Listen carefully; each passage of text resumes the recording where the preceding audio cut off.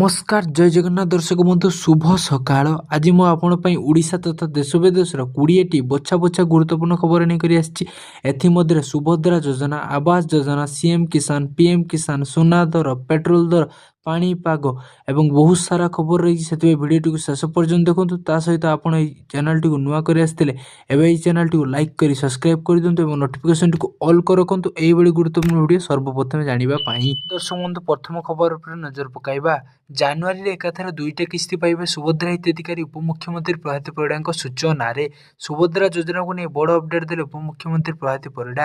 ଜାନୁଆରୀରେ ଏକାଥରେ ଦୁଇଟା କିସ୍ତି ପାଇବେ ସୁଭଦ୍ରା ହିତାଧିକାରୀ। ନୂଆ ଯୋଡ଼ି ହୋଇଥିବା ହିତାଧିକାରୀଙ୍କ ଆକାଉଣ୍ଟକୁ ଏକାଥରେ ଦୁଇଟା କିସ୍ତିର ଟଙ୍କା ଟ୍ରାନ୍ସଫର ହେବ। ଦୁଇଟା କିସ୍ତି ଦେବାକୁ ଜାନୁଆରୀ ପ୍ରଥମ ସପ୍ତାହରୁ କାର୍ଯ୍ୟ ତ୍ୱରାନ୍ୱିତ କରାଯିବ ବୋଲି କହିଛନ୍ତି ଉପମୁଖ୍ୟମନ୍ତ୍ରୀ।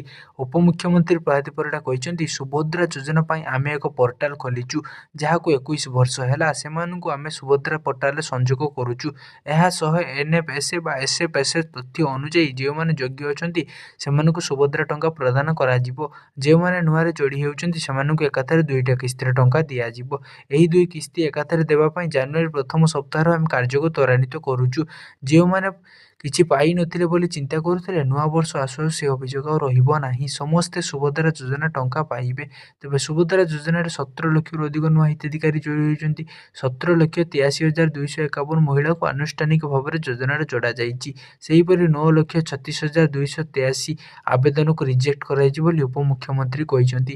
ସେପଟେ ଗତକାଲି ସୁଭଦ୍ରା ଯୋଜନା ପାଇଁ 295 କୋଟି ଅତିରିକ୍ତ ବ୍ୟୟବରାଦ ବିଧାନସଭାର ଅନୁମୋଦନ ପାଇଁ ଉପସ୍ଥାପନ ହୋଇଛି। ସେମାନେ ଦର୍ଶକ ବନ୍ଧୁ ପରବର୍ତ୍ତୀ ଖବର ଉପରେ ଯିବା।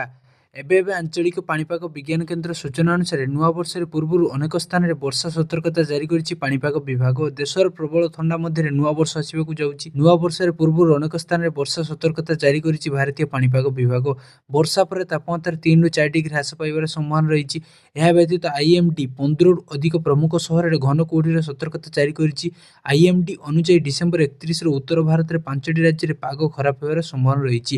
ଏହି ରାଜ୍ୟଗୁଡ଼ିକ ହେଲା ଦିଲ୍ଲୀ, ହିମାଚଳ ପ୍ରଦେଶ, ଉତ୍ତରାଖଣ୍ଡ, କାଶ୍ମୀର, ହରିୟାଣା ପାଇଁ ବର୍ଷା ଚେତାବନୀ ଜାରି କରାଯାଇଛି। ଆଗାମୀ 3 ଦିନ ପାଇଁ ତାମିଲନାଡୁର ଅନେକ ସ୍ଥାନରେ ହାଲୁକାରୁ ମଧ୍ୟମ ବର୍ଷା ହେବାର ପୂର୍ବାନୁମାନ ମଧ୍ୟ କରିଛି।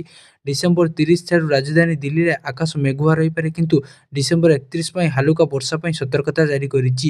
ବର୍ଷା ପରେ ରାଜଧାନୀରେ ଥଣ୍ଡା ତୀବ୍ର ହେବ। ଏହା ବ୍ୟତୀତ ପାଣିପାଗ ବିଭାଗ ଜାନୁଆରୀ 1ରୁ ରାଜ୍ୟରେ ବର୍ଷା ହେବାର ପୂର୍ବାନୁମାନ କରିଛି। ଆଜି ରାଜ୍ୟର ପଶ୍ଚିମ ପୂର୍ବ ଭାଗରେ ପାଗ ଶୁଖିଲା ରହିବ ବୋଲି ଆଶା କରାଯାଉଛି। ଉଭୟ ଅଞ୍ଚଳରେ କିଛି ସ୍ଥାନରେ ଘନରୁ ଅତି ଘନ କୁହୁଡ଼ି ଅନୁମାନ କରାଯାଉଛି। ଉତ୍ତରପ୍ରଦେଶର କିଛି ଅଞ୍ଚଳ ପାଇଁ ଥଣ୍ଡା ଦିନ ସତର୍କତା ଜାରି କରାଯାଇଛି।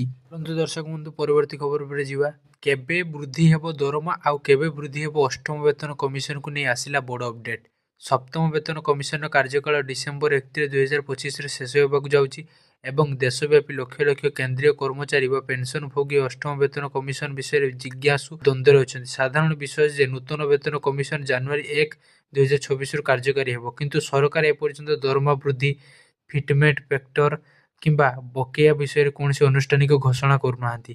ପୂର୍ବ ବେତନ କମିଶନ ଅଭିଜ୍ଞତାକୁ ଦୃଷ୍ଟିରେ ରଖି ଏହା ପ୍ରାୟ ନିଶ୍ଚିତ ଯେ କାର୍ଯ୍ୟକାରୀ ତାରିଖ ପ୍ରକୃତ ଦେୟ ମଧ୍ୟରେ ଏକ ପାର୍ଥକ୍ୟ ଅଛି। ଉଦାହରଣ ସ୍ୱରୂପ ସପ୍ତମ ବେତନ କମିଶନର ସୁପାରିଶଗୁଡ଼ିକୁ ଜାନୁଆରୀ 2026ରୁ କାର୍ଯ୍ୟକାରୀ ବୋଲି ବିବେଚନା କରାଯାଇଥିଲା କିନ୍ତୁ ଜୁନ 2016ରେ କ୍ୟାବିନେଟର ଅନୁମୋଦନ ମିଳିଥିଲା। ବକେୟା ପାଉଣା ବହୁ ପରେ ପର୍ଯ୍ୟାୟକ୍ରମେ ପ୍ରଦାନ କରାଯାଇଥିଲା। ବର୍ତ୍ତମାନ ସୁଦ୍ଧା ଅର୍ଥ ମନ୍ତ୍ରାଳୟ ଅଷ୍ଟମ ବେତନ କମିଶନକୁ ଏହାର ସୁପାରିଶ ଦାଖଲ କରିବା ପାଇଁ 18 ମାସ ସମୟ ଦେଇଛି।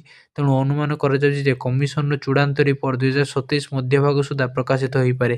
ଏହାର ଅର୍ଥ ହେଉଛି ଯଦିଓ ନୂତନ ବେତନ କମିଶନ 1 ଜାନୁଆରୀ 2026ରୁ କାର୍ଯ୍ୟକାରୀ ହେଉଛି ବୋଲି ବିବେଚନା କରାଯାଉଛି ତଥାପି କର୍ମଚାରୀଙ୍କ ଆକାଉଣ୍ଟରେ ବର୍ଦ୍ଧିତ ଦରମା ବକେୟା ପହଞ୍ଚିବାରେ ବିଳମ୍ବ ହୋଇପାରେ।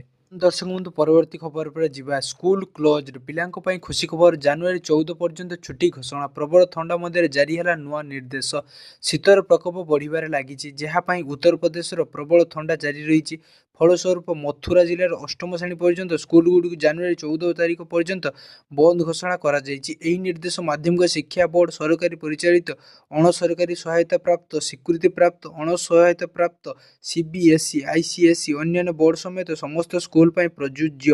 ମୌଳିକ ଶିକ୍ଷା ପରିଷଦ ଅଷ୍ଟମ ଶ୍ରେଣୀ ପର୍ଯ୍ୟନ୍ତ ସ୍କୁଲ ପାଇଁ ଶୀତଳକାଳୀନ ଛୁଟି ଘୋଷଣା କରିଛି। ଜିଲ୍ଲାର ସମସ୍ତ ପ୍ରାଥମିକ ଏବଂ ଉଚ୍ଚ ପ୍ରାଥମିକ ବିଦ୍ୟାଳୟ ଜାନୁଆରୀ 14 ତାରିଖ ପର୍ଯ୍ୟନ୍ତ ବନ୍ଦ ରହିବ। ଏହି ନିର୍ଦ୍ଦେଶ ସମସ୍ତ ମୌଳିକ ଶିକ୍ଷା ପରିଷଦ, ସରକାରୀ, ଅଣ-ସରକାରୀ, ସହାୟତାପ୍ରାପ୍ତ, ସ୍ୱୀକୃତିପ୍ରାପ୍ତ, ଅଣ-ସହାୟତାପ୍ରାପ୍ତ, ସିବିଏସ୍ଇ, ଆଇସିଏସ୍ଇ ଏବଂ ନର୍ସରୀଠାରୁ ଅଷ୍ଟମ ଶ୍ରେଣୀ ପର୍ଯ୍ୟନ୍ତ ଅନ୍ୟାନ୍ୟ ବୋର୍ଡ ସ୍କୁଲ ପାଇଁ ପ୍ରଯୁଜ୍ୟ। ଦର୍ଶକ ବନ୍ଧୁ, ପରବର୍ତ୍ତୀ ଖବର ଉପରେ ଯିବା। ଏହି କାର୍ଡଧାରୀଙ୍କ ପାଇଁ ବଡ଼ ଖବର। ପ୍ରତି ମାସରେ ମିଳିବ 1500 ଟଙ୍କା, 2 ଲକ୍ଷର ବୀମା ବି ଉପଲବ୍ଧ। ଏବେ ହିଁ କରନ୍ତୁ ଆବେଦନ। ଇ-ଶ୍ରମ କାର୍ଡ। ଦେଶର ଅସଂଗଠିତ କ୍ଷେତ୍ରର ଶ୍ରମିକମାନଙ୍କୁ ଏକତ୍ର ଯୋଡ଼ିବା ପାଇଁ ଇ-ଶ୍ରମ ପୋର୍ଟାଲ ଆରମ୍ଭ ହୋଇଛି। ଏହି ଯୋଜନା ଅଧୀନରେ ସରକାର ଶ୍ରମିକମାନଙ୍କୁ ଆର୍ଥିକ ସହାୟତା ଯୋଗାଇ ଦେଉଛନ୍ତି। ଆର୍ଥିକ ସହାୟତା ସିଧାସଳଖ ଶ୍ରମିକଙ୍କ ଆକାଉଣ୍ଟକୁ ସରକାର ପଠାନ୍ତି। ଏହା ସହିତ ବୀମା ମଧ୍ୟ ଦିଆଯାଏ। ଇ-ଶ୍ରମ ଯୋଜନାର ଲାଭ ଉଠାଇବାକୁ ହେଲେ ଆପଣଙ୍କୁ ପ୍ରଥମେ ପୋର୍ଟାଲରେ ପଞ୍ଜୀକରଣ କରିବାକୁ ପଡ଼ିବ। ଶ୍ରମିକଙ୍କ ବ୍ୟତୀତ ସାଧାରଣ ନାଗରିକ, ଛାତ୍ର ଏବଂ ଗରିବ ପରିବାର ମଧ୍ୟ ଇ-ଶ୍ରମ ଯୋଜନା ଅଧୀନରେ ପଞ୍ଜୀକୃତ ହୋଇପାରିବେ। ଏହି ଯୋଜନାଗୁଡ଼ିକ ମଧ୍ୟରୁ ଅନେକ ସେହି ଭାରତୀୟଙ୍କ ପାଇଁ ଯେଉଁମାନେ ଆର୍ଥିକ ଦୃଷ୍ଟିରୁ ଦୁର୍ବଳ କିମ୍ବା ଗରିବ ଶ୍ରେଣୀର ବା ପ୍ରତିଦିନ ଶ୍ରମିକ ଭାବେ କାର୍ଯ୍ୟ କରି ପରିବାର ପ୍ରତିପୋଷଣ କରିଥାନ୍ତି। ଏହି ଯୋଜନା ଅଧୀନରେ ଇ-ଶ୍ରମ କାର୍ଡ ବାହାର କରିବା ନିହାତି ଆବଶ୍ୟକ, ଯାହାଦ୍ୱାରା କି ଆର୍ଥିକ ଦୃଷ୍ଟିରୁ ଦୁର୍ବଳ ଶ୍ରେଣୀର ଲୋକ ବି ଶ୍ରମିକ ଶ୍ରେଣୀ ଅନେକ ଲାଭ ପାଇପାରିବେ। ତେବେ ଏହାକୁ ଘରେ ବସି ମଧ୍ୟ ବାହାର କରିପାରିବେ। ତେବେ ଏହାକୁ କିଭଳି ଘରେ ରହି ବାହାର କରିବେ ତାହା ଜାଣନ୍ତୁ। ଦୃଷ୍ଟିରୁ ଦୁର୍ବଳ ବିଭାଗ ପାଇଁ ସରକାର ଇ-ଶ୍ରମ ଯୋଜନା ଆରମ୍ଭ କରିଛନ୍ତି। ଏହା ଅଧୀନରେ ପ୍ରତି ମାସରେ ହିତାଧିକାରୀଙ୍କ ବ୍ୟାଙ୍କ ଆକାଉଣ୍ଟରେ 500ରୁ 15,000 ଟଙ୍କା ଆସେ। ଏହା ବ୍ୟତୀତ ଇ-ଶ୍ରମ କାର୍ଡର ମୂଳ ଉଦ୍ଦେଶ୍ୟ ହେଉଛି ଲୋକଙ୍କୁ ରୋଜଗାର ଯୋଗାଇବା। ଅନେକ ଶ୍ରମିକ ଇ-ଶ୍ରମ ପୋର୍ଟାଲ ମାଧ୍ୟମରେ ଲାଭ ପାଇପାରିବେ ବା ଅସଂଗଠିତ କ୍ଷେତ୍ରର ପ୍ରବାସୀ ଶ୍ରମିକ ବା ପ୍ଲାଟଫର୍ମ କର୍ମଚାରୀ ବା ନିର୍ମାଣ ଶ୍ରମିକ ବା ଘରୋଇ ଶ୍ରମିକ ବା ରାସ୍ତାକଡ଼ ଦୋକାନୀ ବା କୃଷି ଶ୍ରମିକ ବା ଯୋଜନାରୁ ଉପକୃତ ହୋଇପାରିବେ। ଇ-ଶ୍ରମ କାର୍ଡର ଲାଭ କ'ଣ? ନା ଶ୍ରମିକମାନେ 2 ଲକ୍ଷ ଟଙ୍କା ପର୍ଯ୍ୟନ୍ତ ଦୁର୍ଘଟଣା ବୀମା ପାଇପାରିବେ। ଗର୍ଭବତୀ ମହିଳାଙ୍କ ପିଲାମାନଙ୍କର ଭରଣ ପୋଷଣ ସହାୟତା ଓ ଦୁର୍ଘଟଣା ଅକ୍ଷମ ହେଲେ 1 ଲକ୍ଷ ଟଙ୍କାର ଆର୍ଥିକ ସହାୟତା। ଭାରତର ସମସ୍ତ ଶ୍ରମ ଯୋଜନାର ପ୍ରତ୍ୟକ୍ଷ ଲାଭ। ପ୍ରତି ମାସରେ ବ୍ୟାଙ୍କ ଆକାଉଣ୍ଟକୁ 500ରୁ 15,000 ଟଙ୍କାର ପେନସନ, ସ୍ୱାସ୍ଥ୍ୟ, ଚିକିତ୍ସା ପାଇଁ ଆର୍ଥିକ ସହାୟତା ଯୋଗାଇ ଦିଆଯିବ। ପ୍ରଥମ ଗୃହ ନିର୍ମାଣରେ ସରକାରୀ ଆର୍ଥିକ ସହାୟତା। ପିଲାମାନଙ୍କର ଶିକ୍ଷା ପାଇଁ ଆର୍ଥିକ ସହାୟତା ଯୋଗାଇ ଦିଆଯିବ। ସମସ୍ତ ସରକାରୀ ଯୋଜନାରୁ ସିଧାସଳଖ ଲାଭ। ଇ-ଶ୍ରମ ପୋର୍ଟାଲରେ କିଭଳି ପଞ୍ଜୀକରଣ କରାଇବେ ଜାଣନ୍ତୁ। ଇ-ଶ୍ରମ ପୋର୍ଟାଲରେ ନିଜକୁ ପଞ୍ଜୀକରଣ କରିବାକୁ ଅଫିସିଆଲ ୱେବସାଇଟ www.ishromgov.in କୁ ଯାଆନ୍ତୁ ଆଉ ଫର୍ମ ପୂରଣ କରିବା ପରେ ଆବଶ୍ୟକ ଦସ୍ତାବିଜ ନେଇ ନିଜକୁ ପଞ୍ଜୀକୃତ କରିପାରିବେ। ସବୁଠୁ ବଡ଼ କଥା ହେଉଛି ଇ-ଶ୍ରମ ଯୋଜନାରେ ନିଜକୁ ସାମିଲ କରିବାକୁ ହେଲେ ବ୍ୟାଙ୍କ ଆକାଉଣ୍ଟ ସମେତ ଆଧାର କାର୍ଡରେ ନିଜର ମୋବାଇଲ ନମ୍ବର ଲିଙ୍କ ଥିବା ଆବଶ୍ୟକ। ଦର୍ଶକ ବନ୍ଧୁ, ପରବର୍ତ୍ତୀ ଖବର ଉପରେ ଯିବା। LPG price hike. ନୂଆ ବର୍ଷରେ ମହଙ୍ଗା ମାଡ଼। ବଢ଼ିଲା ଗ୍ୟାସ୍ ଦର। ଜାଣନ୍ତୁ କେତେ ମହଙ୍ଗା ହେଲା। 2024ର ଆରମ୍ଭ ସହିତ ଲୋକମାନଙ୍କ ଉପରେ ହୋଇଛି ମହଙ୍ଗା ମାଡ଼। 1 ଜାନୁଆରୀ 2024 ଠାରୁ ସରକାର ଏଲପିଜି ସିଲିଣ୍ଡର ମୂଲ୍ୟକୁ ବୃଦ୍ଧି କରିଛନ୍ତି। ତଥାପି ଆଶ୍ୱସ୍ତିର କଥା ହେଉଛି ଯେ ଏହି ବୃଦ୍ଧି କେବଳ ବାଣିଜ୍ୟିକ ଗ୍ୟାସ୍ ସିଲିଣ୍ଡର 19 କିଲୋଗ୍ରାମ ପାଇଁ ପ୍ରଯୁଜ୍ୟ, ଯେତେବେଳେ ଘରୋଇ ଏଲପିଜି ସିଲିଣ୍ଡର 14.2 କିଲୋଗ୍ରାମ ମୂଲ୍ୟ ଅପରିବର୍ତ୍ତିତ ରହିଛି। 111 ଟଙ୍କାକୁ ବୃଦ୍ଧି। ତୈଳ ବିପଣନ କମ୍ପାନୀଗୁଡ଼ିକ ନୂତନ ବର୍ଷ ପାଇଁ ବାଣିଜ୍ୟିକ ଏଲପିଜି ସିଲିଣ୍ଡର ମୂଲ୍ୟ ପ୍ରାୟ 111 ଟଙ୍କା, ପ୍ରାୟ 7% ବୃଦ୍ଧି କରିଛନ୍ତି। ଦେଶର ସର୍ବବୃହତ ତୈଳ ବିପଣନ company Indian oil corporation website ଅନୁଯାୟୀ ଦିଲ୍ଲୀରେ 19 କିଲୋଗ୍ରାମର ଏକ ବାଣିଜ୍ୟିକ ଗ୍ୟାସ୍ ସିଲିଣ୍ଡର ମୂଲ୍ୟ ଏବେ 1,691.50 ଟଙ୍କା ହୋଇଛି, ଯାହା ଜୁନ 2025 ପରଠାରୁ ସର୍ବୋଚ୍ଚ ସ୍ତରରେ ପହଞ୍ଚିଛି। ଡିସେମ୍ବର 2025ରେ ଏହାର ମୂଲ୍ୟ 1,580 ଟଙ୍କା ଥିଲା। ଏହା ପୂର୍ବରୁ ଡିସେମ୍ବର ସିଲିଣ୍ଡର 10 ଓ ନଭେମ୍ବର 5 ଶସ୍ତା ଥିଲା। ହୋଟେଲ, ରେଷ୍ଟୁରାଣ୍ଟ ଓ ଢାବା ଅନ୍ୟାନ୍ୟ ଅଣ-ଘରୋଇ ଉଦ୍ଦେଶ୍ୟରେ ବାଣିଜ୍ୟିକ ଏଲପିଜି ସିଲିଣ୍ଡର ବ୍ୟବହାର କରାଯାଏ। ତେଣୁ ମୂଲ୍ୟ ବୃଦ୍ଧି ଖାଦ୍ୟ ପାନୀୟ ବ୍ୟବସାୟ ଉପରେ ପ୍ରଭାବ ପକାଇବାର ସମ୍ଭାବନା ଅଛି। ତୈଳ କମ୍ପାନୀଗୁଡ଼ିକ ଅନୁଯାୟୀ ଦେଶର ଅନ୍ୟାନ୍ୟ ପେଟ୍ରୋ ସହରରେ ବାଣିଜ୍ୟିକ ଗ୍ୟାସ୍ ସିଲିଣ୍ଡର ମୂଲ୍ୟ ମଧ୍ୟ ପ୍ରାୟ ସମାନ ପରିମାଣରେ ବୃଦ୍ଧି ପାଇଛି। ଏହି ସମୟରେ 8 ଏପ୍ରିଲ 2025 ଠାରୁ 14.2 କିଲୋଗ୍ରାମ ଘରୋଇ ଏଲପିଜି ସିଲିଣ୍ଡର ମୂଲ୍ୟ ଅପରିବର୍ତ୍ତିତ ରହିଛି। ଦର୍ଶକ ବନ୍ଧୁ, ପରବର୍ତ୍ତୀ ଖବର ଉପରେ ଯିବା। ଜାନୁଆରୀ 6 ଯାଏ ରାଜ୍ୟର ଏସବୁ ସ୍ଥାନରେ ଘନ କୁହୁଡ଼ି। ଜାନୁଆରୀ 6 ଯାଏ ଓଡ଼ିଶାର କିଛି ସ୍ଥାନରେ ଘନରୁ ଅତି ଘନ କୁହୁଡ଼ି ନେଇ ପୂର୍ବାନୁମାନ କରିଛି ଭାରତୀୟ ପାଣିପାଗ ବିଭାଗ। ପାଣିପାଗ ସଂସ୍ଥା ଅରେଞ୍ଜ ହଳଦିଆ ସତର୍କତା ଜାରି କରିଛି। ଜଗତସିଂହପୁର, ପୁରୀ, କେନ୍ଦ୍ରାପଡ଼ା, ଅନୁଗୁଳ, ଢେଙ୍କାନାଳ, ସୋନପୁର, ବୌଦ୍ଧ, ନୟାଗଡ଼, ଯାଜପୁର, କଟକ, ଖୋର୍ଦ୍ଧା ଜିଲ୍ଲାର ବିଭିନ୍ନ ସ୍ଥାନରେ ଜାନୁଆରୀ 2 ସକାଳ ପର୍ଯ୍ୟନ୍ତ ଘନ କୁହୁଡ଼ି ହୋଇପାରେ। କନ୍ଧମାଳ, ଗଜପତି, ଗଞ୍ଜାମ, ସମ୍ବଲପୁର, କେନ୍ଦୁଝର, ବାଲେଶ୍ୱର, ଭଦ୍ରକ, ମୟୂରଭଞ୍ଜ ଓ ସୁନ୍ଦରଗଡ଼ରେ ମଧ୍ୟ ଘନ କୁହୁଡ଼ି ହେବାର ସମ୍ଭାବନା ଅଛି। ଝାରସୁଗୁଡ଼ା, ଦେଓଗଡ଼, କଳାହାଣ୍ଡି ଜିଲ୍ଲାର କେତେକ ସ୍ଥାନରେ ମଧ୍ୟ ଘନ କୁହୁଡ଼ି ହୋଇପାରେ। ରାୟଗଡ଼ା, କୋରାପୁଟ, ଜଗତସିଂହପୁର, ପୁରୀ, କେନ୍ଦ୍ରାପଡ଼ା, ଅନୁଗୁଳ, ଢେଙ୍କାନାଳ, ସୋନପୁର, ବୌଦ୍ଧ, ନୟାଗଡ଼, ଯାଜପୁର, ଖୋର୍ଦ୍ଧା, କନ୍ଧମାଳ, ଗଜପତି, ଗଞ୍ଜାମ, କଟକ, ସମ୍ବଲପୁର, କେନ୍ଦୁଝର, ବାଲେଶ୍ୱର, ଭଦ୍ରକ, ମୟୂରଭଞ୍ଜ ଆଦିରେ ଘନ କୁହୁଡ଼ି ହେବାର ସମ୍ଭାବନା ଅଛି। ଜାନୁଆରୀ 3 ସକାଳ ପର୍ଯ୍ୟନ୍ତ ଜଗତସିଂହପୁର ଓ ପୁରୀ ଜିଲ୍ଲା ପାଇଁ ଅତ୍ୟଧିକ ଘନ କୁହୁଡ଼ି ଚେତାବନୀ ଜାରି ରହିଛି। ପୁରୀ, କେନ୍ଦ୍ରାପଡ଼ା, ଅନୁଗୁଳ, ଢେଙ୍କାନାଳ, ଯାଜପୁର, ଭଦ୍ରକ, ବାଲେଶ୍ୱର, କଟକ, ନୟାଗଡ଼, ଗଜପତି, ଗଞ୍ଜାମ, ସୁନ୍ଦରଗଡ଼, କନ୍ଧମାଳ ଜିଲ୍ଲାରେ ଘନ କୁହୁଡ଼ି ମଧ୍ୟ ଦେଖାଯାଇପାରେ। ପରବର୍ତ୍ତୀ ସମୟରେ ଜାନୁଆରୀ 4 ସକାଳ ପର୍ଯ୍ୟନ୍ତ ଜଗତସିଂହପୁର, ପୁରୀ, ଖୋର୍ଦ୍ଧା ଓ କଟକ ଜିଲ୍ଲାରେ ଅତ୍ୟଧିକ ଘନ କୁହୁଡ଼ି ହୋଇପାରେ। ଜାନୁଆରୀ 7 ସକାଳ ପର୍ଯ୍ୟନ୍ତ କେନ୍ଦ୍ରାପଡ଼ା, କଟକ, ଯାଜପୁର, ପୁରୀ ଏବଂ ଜଗତସିଂହପୁରରେ ଘନ କୁହୁଡ଼ି ଚେତାବନୀ ଜାରି ହୋଇଛି। ବାଲେଶ୍ୱର, ମୟୂରଭଞ୍ଜ ଓ କେନ୍ଦୁଝର, ଢେଙ୍କାନାଳ, ଅନୁଗୁଳ, ବୌଦ୍ଧ, ନୟାଗଡ଼ ଘନ କୁହୁଡ଼ି ମଧ୍ୟ ହୋଇପାରେ। ଆଗାମୀ 3 ଦିନ ମଧ୍ୟରେ ରାତିର ତାପମାତ୍ରା 2ରୁ 3 ଡିଗ୍ରୀ ବୃଦ୍ଧି ପାଇବ ବୋଲି ପାଣିପାଗ ବିଭାଗ ପୂର୍ବାନୁମାନ କରିଛି। ଏହାପରେ ଭାରତ ସ୍ତର ସମଗ୍ର ରାଜ୍ୟରେ 2ରୁ 4 ଡିଗ୍ରୀ ହ୍ରାସ ହେବାର ସମ୍ଭାବନା ରହିଛି। ଦର୍ଶକ ବନ୍ଧୁ, ପରବର୍ତ୍ତୀ ଖବର ଉପରେ ଯିବା। ଗ୍ରାହକଙ୍କ ପାଇଁ ଖୁସି ଖବର, କମିଲା ସୁନା ଦର, ଏବେ ହିଁ କିଣନ୍ତୁ ମନ ଇଚ୍ଛା ଅଳଙ୍କାର।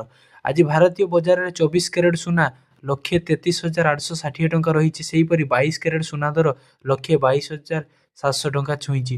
ସେହିପରି ରାଜଧାନୀ ଭୁବନେଶ୍ୱରରେ 24 କ୍ୟାରେଟ୍ ସୁନା ମୂଲ୍ୟ 10 ଗ୍ରାମ ପିଛା 1,33,860 ଟଙ୍କା ରହିଥିବା ବେଳେ 22 କ୍ୟାରେଟ୍ ସୁନାର ମୂଲ୍ୟ ଥିଲା 1,22,700 ଟଙ୍କାକୁ ପହଞ୍ଚିଛି। ସେହିପରି ମୁମ୍ବାଇରେ 24 କ୍ୟାରେଟ୍ ମୂଲ୍ୟ 1,33,860 ଟଙ୍କା ଓ 22 କ୍ୟାରେଟ୍ ମୂଲ୍ୟ 1,22,700 ଟଙ୍କା ରହିଛି।